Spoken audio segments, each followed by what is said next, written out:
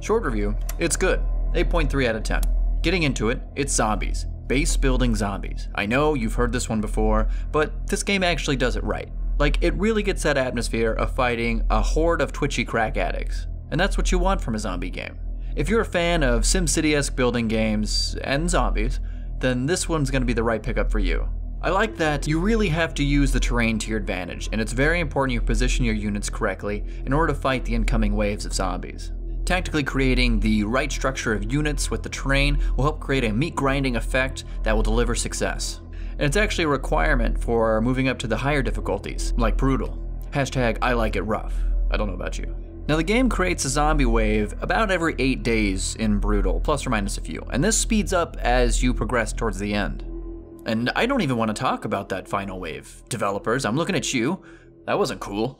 Although what this means is, in between these large horde waves, you're going to be trying to make a desperate land grab for space. Trying to claim room from your undead neighbors to cultivate the land of fish and piss, while setting up defenses as fast as your greedy little fingers will let you. And you're probably asking yourself, how much more room could I possibly need? More. You need more room. You gotta put the farm somewhere and the fucking iron's on the other side of the map. Thankfully, your units are pretty powerful, or at least they feel that way, which is what matters to me. It's pretty common to expect a soldier to take 5-on-1 of the geriatric-ass zombies. The sniper just plows shit in the head all day and pretty much kills stuff in one hit.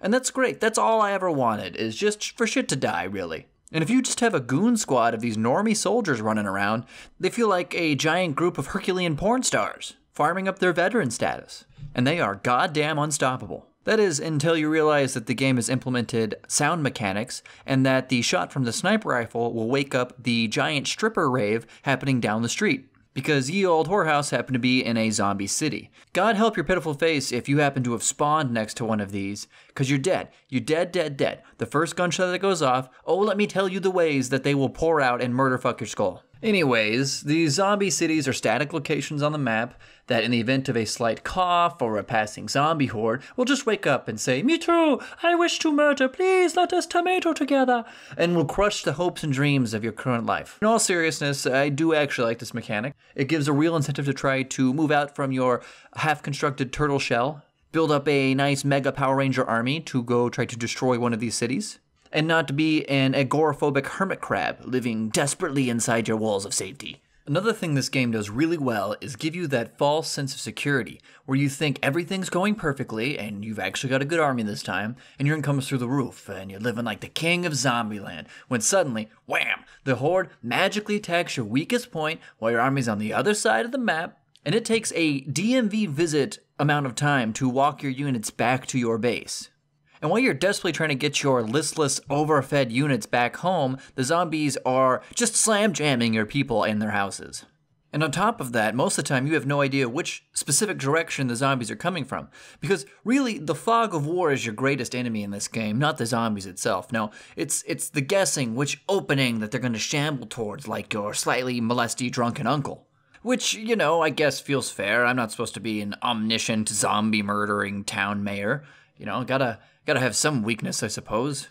But if they do make it into your base, let me tell you just how snowbally it gets. Like, if even one zombie breaches your wall, if Jimmy McShamblepants walks up to one of your peasant tents, he pretty much just shits on that rug and says, "I am the captain now." And sure enough, if they just don't crap themselves and shamble along, now everyone's got zerpies. That's, you know, it's zombie herpes for you. And at this point, you have a choice, right?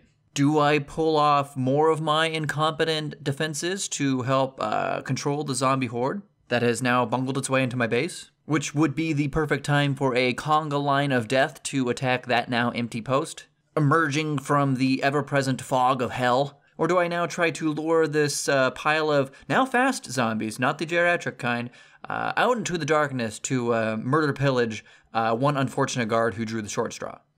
So, regardless of what may have sounded like ranting, and those things that I mentioned are actually features that I really enjoy, surprisingly enough. I'm a huge fan of difficulty, and I'm even more excited about what this game will have to offer when it sort of moves its way out of early access. A couple of critiques, it feels like you're really stuck on the soldier, sniper, archer combo for a long time before you move into the Thanatos units later and the Titan. And the Titan felt a little bit underpowered for later in the game and how expensive it is to get. I think I would like one more really meaty unit before you get to the oil tier. Additionally, I think the Arabillions is just a touch pricey at the current $24.99 with what is released at this moment. I feel that'll be validated once they have more content.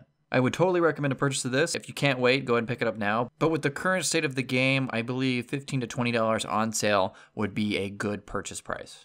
Well, thank you so much for listening to my over-the-top ranting. I really did enjoy this game, and I hope to see you next time.